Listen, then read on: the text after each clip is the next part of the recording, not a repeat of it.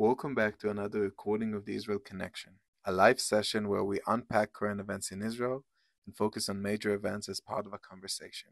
My name is Dean Baghdadi, and I'm the Senior Shaliach at Pozez JCC. Let's begin. Good morning. Good morning. Welcome back. Thank you. You're the one welcoming back. This is nice. Welcome back to another Israel Connection. I'm really happy to be back in the US after a long and needed vacation in Israel. We've spent about 3 weeks there, maybe a bit more. During a lot has happened throughout those weeks. We did do one Israel connection from Israel, which was really, really interesting for me. I hope it was interesting for you as well to do that kind of like reverse update all the way from there. And I'm happy to be back. I'm really happy to be back, and there's a lot to talk about. We briefly mentioned right before we started the recording about some of the most interesting stuff regarding the holidays and shared life in Israel. And I'll try to get to that when I'll talk a little bit about my visit there and how was it for me. I decided to give it a bit more room in this update. But before that, let's talk about two major things that have happened throughout the holidays, mainly happening last week and the one previous to that, in Yom Kippur.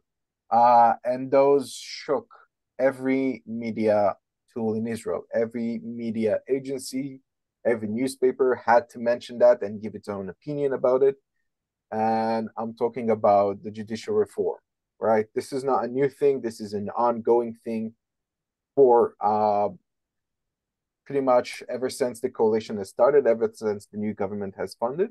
And I wanted to address kind of like where does it stand now? We've mentioned that in the previous session about the most interesting part, which is the debates in court. Now, as we all knew, after the legislation of all those different phases, there were several complaints filed to court regarding some of those actions, with the first one being the reasonableness bill, which happened on September 12th. It was an unprecedented event where all 15 Supreme judges conducted a hearing, a discussion regarding the reasonableness bill and a complaint to overrule it. Now, this is not just unprecedented. This is historic because on that day, there were no other discussion in Supreme Courts because all Supreme judges have participated in the discussion. All of them. The Supreme Court was empty of discussions because everybody were in the same place. 6 a.m. when the doors open up, there were already a line for people waiting to come in and view this historic event. And not only that, it was also streamed live. I think it was an 8 hours of a discussion streamed live over all televised media. Every single channel streamed the same thing, and it was the debate. And it was really, really interesting to see how that went.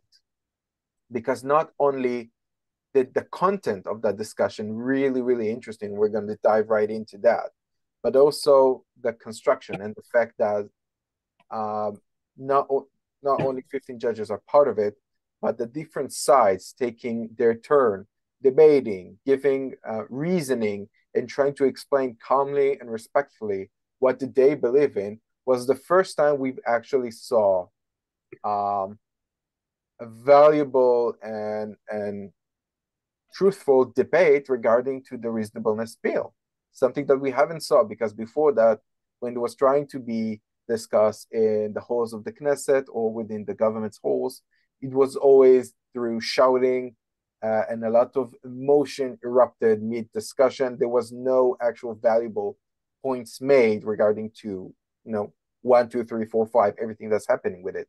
And this is actually the first time we're seeing a debate, a discussion, a calm and mannered discussion regarding to everything that is going on with it.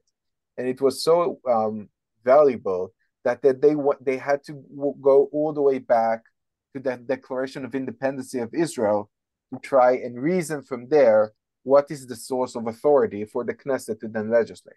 This is really, really interesting, and I do highly recommend to try and catch up with some of the most interesting highlights from that discussion, because it touches the basic points of where does Israel draw its authority to legislate, where does the Knesset draws its authority, the Supreme Court. Really, really interesting and really valuable debate. Now, regarding to what actually happened in there, not just the constellation, what we saw is there were a lot of different sides to that debate. We had first and foremost the government, which protected its right to legislate, not represented by the government's legal counselor, because they were against that position. So they were actually represented by a private lawyer, which is, again, something that has happened, but not in this scale. Really, really interesting. And they have made their point regarding to why does the Supreme Court can't interfere and can't overrule that decision that they were made regarding the reasonableness bill. And again, if you want me to stop and give a little bit of history regarding the reasonableness bill or any of a sort, please just go ahead, raise your hand, or just erupt me. No worries there. I know it's a lot to take in, but this was a very historical point in time in Israel history, and I really want to go through it. So we have the government trying to defend its point using private legal advisor and private representation, for that matter. We had the legal advisor for the Knesset, a different legal entity that gave its own opinion. We had those who filed the complaint, an NGO called the Movement for Quality Government, which also happened to be my previous working place. And that's what they do. They're a nonprofit that fights for democratic values, and their main way of operating is through complaints to Supreme Courts when something isn't democratic in nature. They're acting as a representative of the public interest, right? And sometimes that interferes with the work of the government and the work of the Knesset. So they usually operates within Supreme Court's halls, doing either questionnaires or complaints to the Supreme Court. They're the one filing the complaint, saying that Supreme Court should overrule that decision. And we had a few more joining in their position, a few more organizations, private entities, and other participants who just wanted to view this discussion. And it raised some really, really interesting points regarding to how should the basic law be legislated in the first place? Should that be something that is different from a regular law, right? That's one. Two, is the Supreme Court has the ability to overrule a basic law, right? If it has the ability to do so for regular laws, does it needs to have the ability to do so over basic laws, right? Which should be kind of like Constitution, something similar to that. And of course, three, where does the Declaration of Independence stands? And if Israel's Declaration of Independence has a constitutional status, does that mean that by that case, Israel should always be determined that way?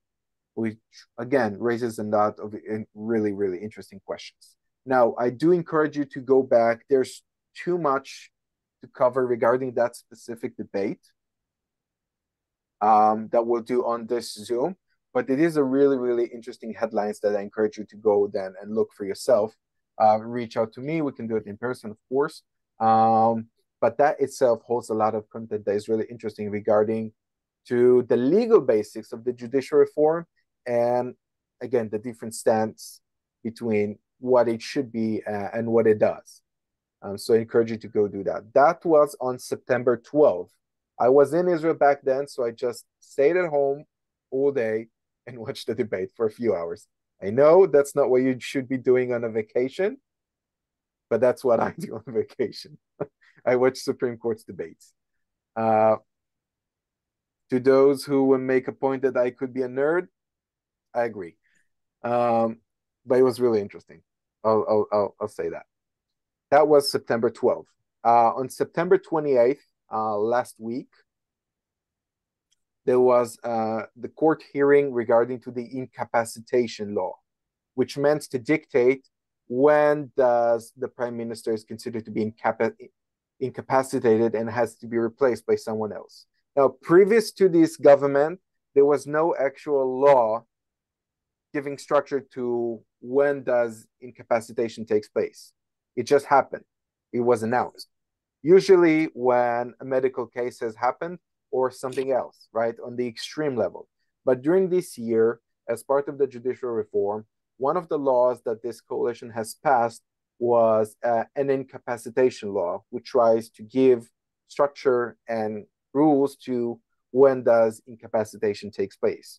But again, doing so the way this coalition did everything else, it was rushed, not thoroughly through, and with a lot of holes in it, causing different legal work problems and governmental issues that were not resolved during that legislation. So it was, again, someone has filed a complaint to court against that. The Movement for Quality Government was one of them. Other entities has joined as well, saying that this law gives too much power to the coalition because it basically says that the only entity viable of announcing incapacitation of a prime minister is the prime minister, which is an issue because if that case and he doesn't feel incapacitated, he doesn't have to do so. We're not going to dive into all the legal work behind that because, again, this is a really, really interesting legal debate. But at the same time, it's not even over yet. So that was on September 28th. Yes, Phyllis, go ahead.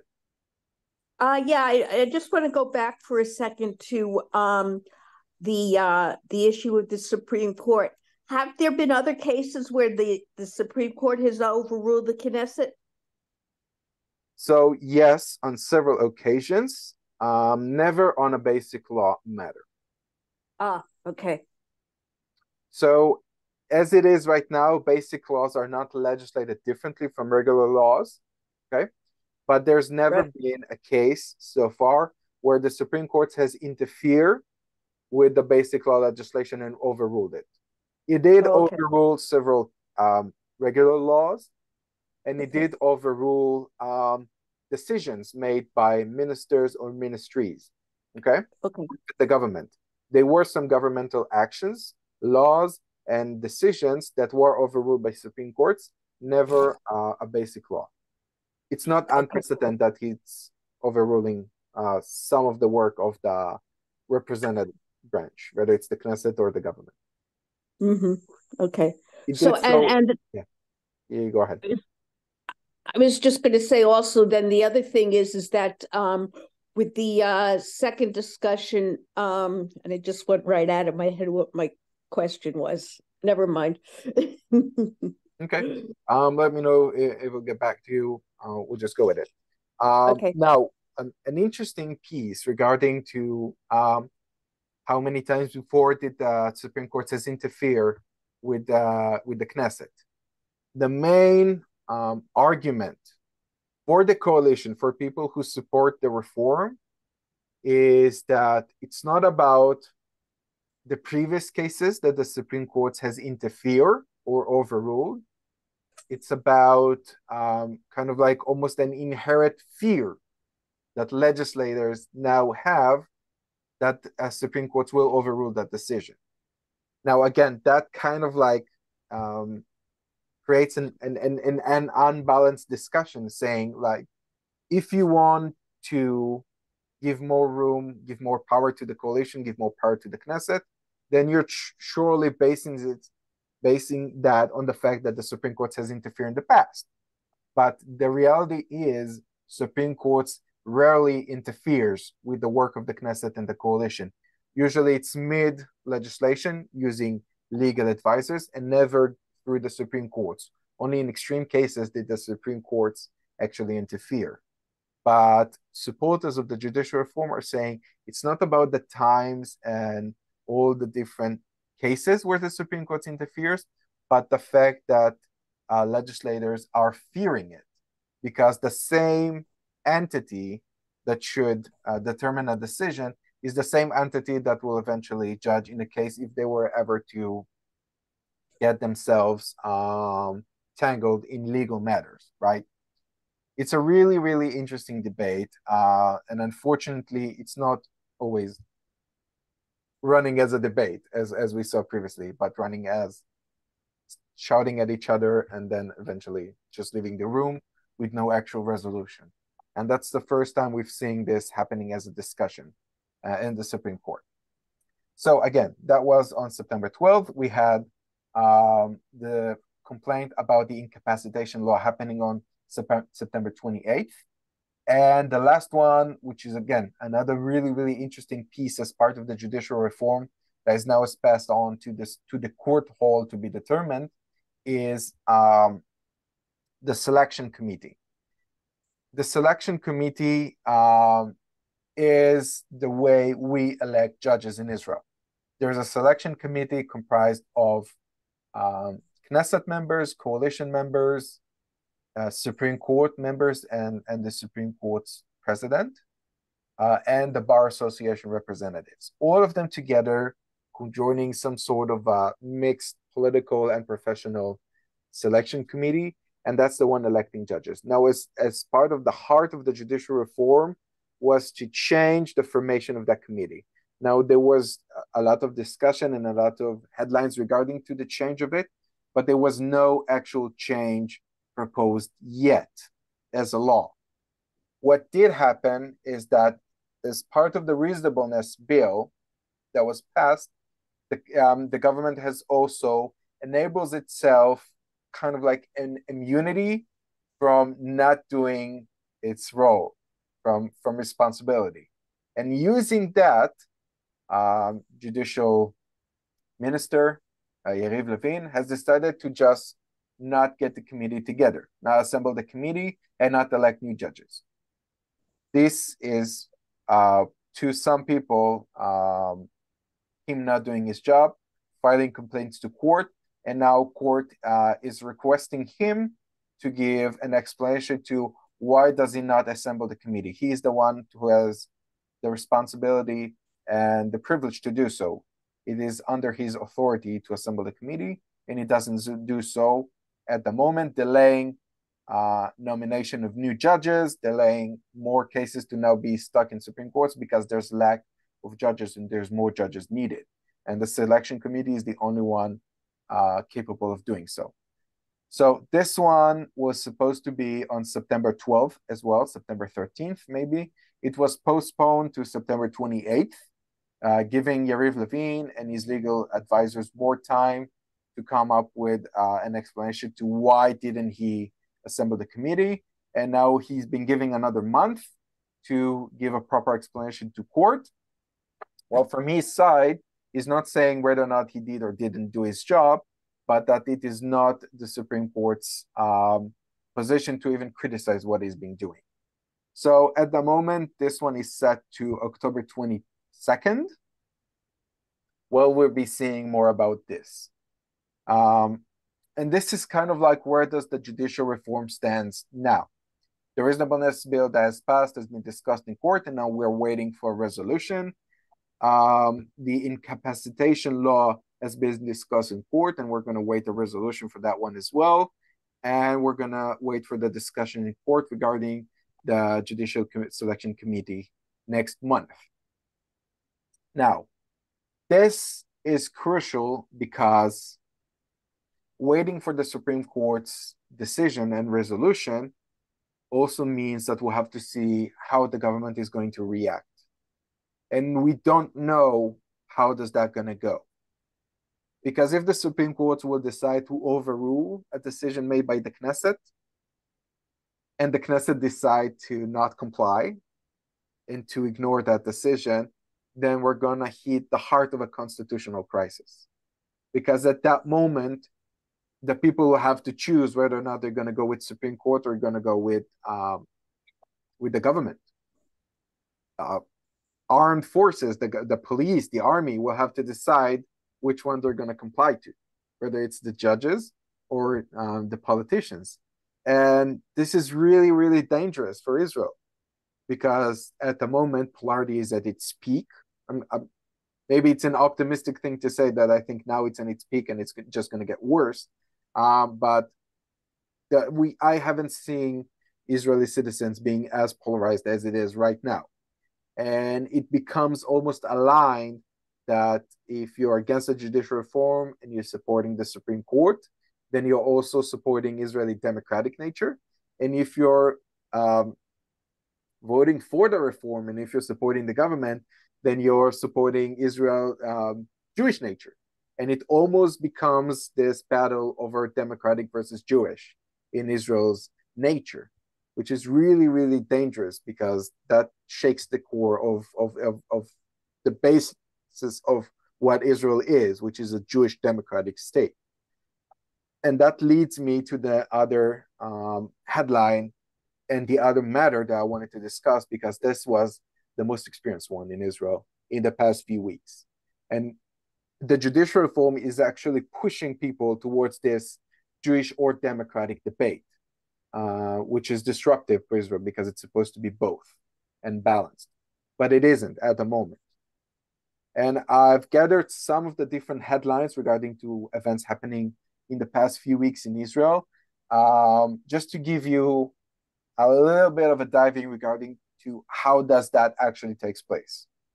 The first one that I wanted to present to you is during Yom Kippur prayers, an organization called the Jewish Head has decided to officiate a gender-divided prayer in the middle of Tel Aviv, which is the most liberal city in Israel, and the city where all the judicial reform protests are happening. They decided to do so against ruling made by the Supreme Court. There was another debate in Supreme Courts regarding to whether or not gender-divided prayers could happen in public spaces. Supreme Court has decided to overrule that decision and not allowed gender divider to be established within prayers. There's nothing about prayers. There's specifically regarding to gender dividers happening in public. That organization, it's a nonprofit that's trying to make the public space more Jewish. That's part of their mission. Has decided to put on a gender divider and make a public prayer for Yom Kippur in the middle of Tel Aviv. This has caused a lot of angry folks to come out and just rip out the gender divider and disrupt the prayer, which creates a very, very bad image of Jewish people interrupting Jewish people's prayers. If you're a right-wing supporter and if you're supporting the reform, then all of a sudden you're saying it's auto anti-Semitism. This is Jews fighting Jews and not letting Jews do prayers. If you're against the reform, then you're saying kudos for those disruptors and protesters for not enabling gender divider to happen in a public space, and respect a ruling made by the Supreme Courts. Do try to understand how complicated that is. We have a nonprofit non-complying to the Supreme Court's ruling and still decide to put on a gender divider for Yom Kippur prayer. It's being interrupted by another part of Jewish protesters that wouldn't want to allow the divider to happen, but also erupting the whole prayer, trying to protect the Supreme Court's decision. Eventually, police come by and arrest the protesters and not the people who set up the divider. This might tell you in the future if the people of Israel have to choose whether or not to comply to the Supreme Court or the government, which one's going to go where. This is a really, really troubling thing.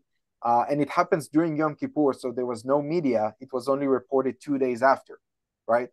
Yom Kippur, fasting day, no media, no cause in the streets, nothing happens.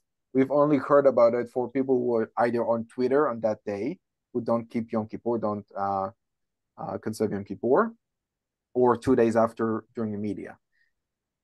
And this just happens to be a very unfortunate thing. This looks bad. This feels bad, and this is just a disgrace because obviously, erupting a prayer for Yom Kippur as a Jewish person gives a lot of negative history that we are aware of. And at the same time, not complying with Supreme Court's ruling and setting up a gender divider in public space also is a terrible thing. And of course, if every coalition representative condemned that case and says this is auto anti-Semitism, and every member of the opposition says kudos for the protester for protecting Supreme Court's ruling. This doesn't lead you anywhere. This doesn't allow you to come up with a negotiated peace or something that will eventually work for both sides. This is polarization at its peak. Now, not only that happened, but also Israel chief rabbi, Sephardic chief rabbi. Israel has two chief rabbis, by the way, a Sephardic one and an Ashkenazi rabbi, both of them serving a term of, I think it's, I have no idea what the term is. I think it's either 8 years, 6 years or something. I can look that back and get back to you. But he performed a sermon, and during that he called secular people in Israel, which by the way are 45% of Israeli public, stupid, ignorant, jealous of orthodoxy, have no fulfillment in life, and mentioned that organizations like Jewish Head were trying to get them closer to the halacha, to the orthodoxy, are the best case of trying to resolve Israel's troubles. Now, this is not the first time Chief Rabbi Yosef has made a controversial comment. He has done those in the past. But to me, this is just terrible. As an Israeli, as a Jewish person, and as someone who works for the Jewish Agency, was trying to get everyone together and still go on with the fact that we have differences. And we're not even talking about Jewish and Arabs. We're talking about Jewish with Jewish people.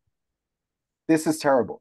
This is at its worst, because if you're a liberal person and you're against Judaism, and if you're a conservative person and you're against democratic, this doesn't lead you anywhere. This is the worst case scenario in trying to rule a country together. And the only thing that comes to my mind when I see those headlines is, why the hell do we not have reform and conservative movements in Israel, right? Or in exchange, now is the time, right? Because if you do want to support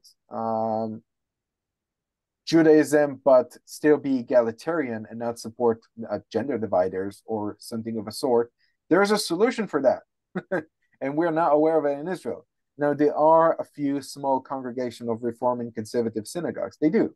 But they're not even close to the majority. They're very, very small and rarely exist. Some in every city, maybe a few. But maybe now it's the time. To me, the only thing that comes to mind is now is the time to present to the Israeli public, which again, divide as 45% secular, and the other, I'm trying to do the method in head. I think it's about 16% Orthodoxy, another 14% to be conservative, very religious, and the others to be traditional. If that's the case, then yes, you do have room for more than one type of Judaism in Israel, which is the Orthodoxy, right? If you as a liberal person only know Jewish as conservative, as non-liberal, as condemning to women, then obviously you're going to go with secular and you don't want to do anything with Judaism in the first place. But it's frustrating. It's frustrating as it is. And this was the main kind of like climate during our whole visit in Israel. I don't see. Yeah, This go is ahead. Phyllis. I don't see why you can't be both. I mean, to divide it under religious or democracy, I think is the wrong way to divide it. I mean, that doesn't make any sense, because the same thing is that even now you have, I mean, the Hasidic and the Orthodox or whatever who follow I mean, they, especially the Hasidic, who follow the gender separation in services, but others don't.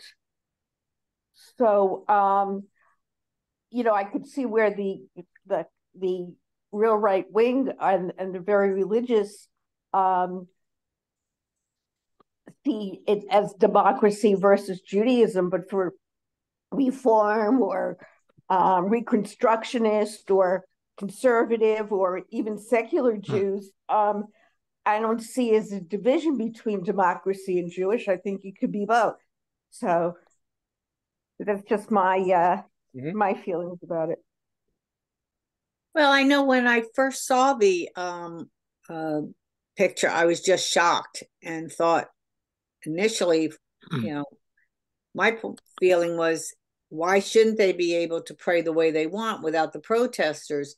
I didn't realize it was possibly in defiance of a Supreme Court ruling, but it just seemed to me that if it's a true democracy, then if a certain group of people want to pray in a way, they shouldn't have been disrupted from doing that, especially the image on Yom Kippur. Yeah. And unfortunately, I think the divide there between secular and democracy is, or religious and democracy, is I sort of look at Israel as an omen for what can happen in this country too, in terms of the threats to democracy. Well, I agree with her in the fact that we have the same thing, only it's the right wing here and the very religious evangelicals who want to have all of us follow their rules. Mm-hmm. So it's kind of, I agree with Deborah, it's kind of like the same thing as one religious group putting their morals and what they view things as right, trying to impose that on everybody else. And, I don't think it's right here, and I also don't think it's right in Israel. I agree, though, disrupting the service was probably not the big thing to do. That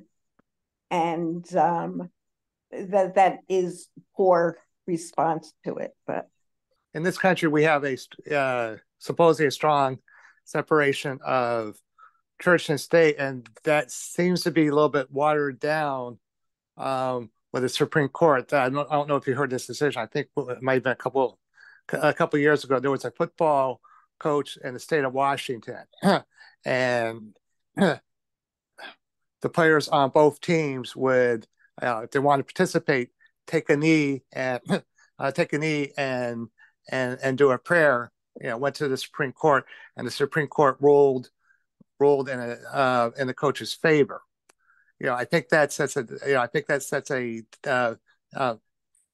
dangerous precedent. In a country that has multiple religions, or there's a lot of people who want to refrain from participating in any any religion. Yeah, I agree, and I think that's something that is experienced not only in Israel but globally, as in the rise of I don't know if it's the rise or we finally hit the point where we have to decide what the borders are for democracy to continue to exist, right? How much room does it give to extremists and to people who don't support democracy to still hold a position and be heard, even if their voices are meant to offend others? It's a difficult choice. It's a difficult choice to make. This is definitely my own personal opinion on the matter as well. Yeah, I was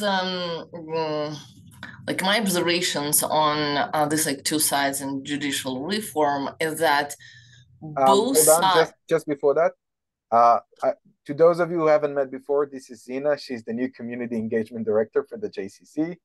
Zina, welcome. Thank you. Please continue. Sorry. Thank I'm just you. not sure if you've been introduced to all the people. Yeah, I mean, right now sharing absolutely as a participant of this group. So like no need for special attention here, but thank you so much. So like the weirdness of the situation for me, I think, and like I'm not a like Israeli politics specialist or anything, just like regular citizen. That like both sides are claiming that they are pro-democracy and that like it is important for them to like for Israel to be democracy and therefore kind of people who are against the reform saying that like like we don't need dictate of religious people, we need democracy, and the people who are pro-reforms, they think we need democracy, like we don't need to have a dictate of left people. And they both also claiming like Jewish values. It's just like pro-reform are more orthodox, ultra-orthodox, and again the reform are like again are for like Jewish choice and being Jewish on your own terms. So I think like the problem is that like for some reason the against the reform are failing actually to make this claim that they are not against Jewish, they are against certain type of Jewish in the conversation, like democracy versus Jewish. And like I'm wondering, why do you think it is? Thank you. And it's, yeah, I agree. And it's also interesting to see how kind of like a political debate manifested differently in two different countries with a very different, let's call it social structure, right? In Israel, it's the same it's the same debate, but manifested differently. In Israel, it manifested through the orthodoxy of Judaism. We tried to create that on a spectrum of Judaism. And here in the US, we experience it over Christianity. But again, or multiple religions that are more conservative.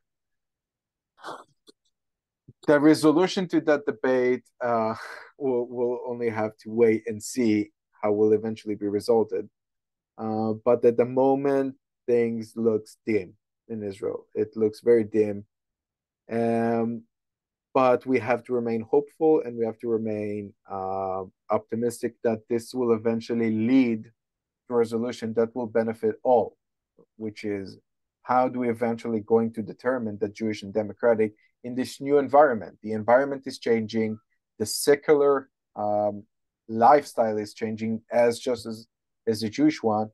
And I choose to believe that this is part of a larger kind of like process happening that will eventually result in a new balanced resolution that will benefit both. And it's now, as we're saying, all sides pushing each one to its own direction, trying to eventually, when reach a compromise, find something that is balanced.